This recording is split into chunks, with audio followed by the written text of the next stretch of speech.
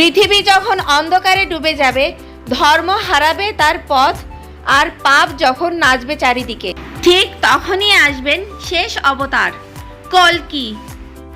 ভগবত পুরাণে বলা হয়েছে, কলিযুগে যখন ন্যায় হারাবে, মানবতা বিলীন হবে, তখন স্বয়ং বিষ্ণু আবির্ভূত হবেন এক শুভ্র ঘোড়ায় চড়ে, হাতে থাকবে জ্বলন্ত খড়গ।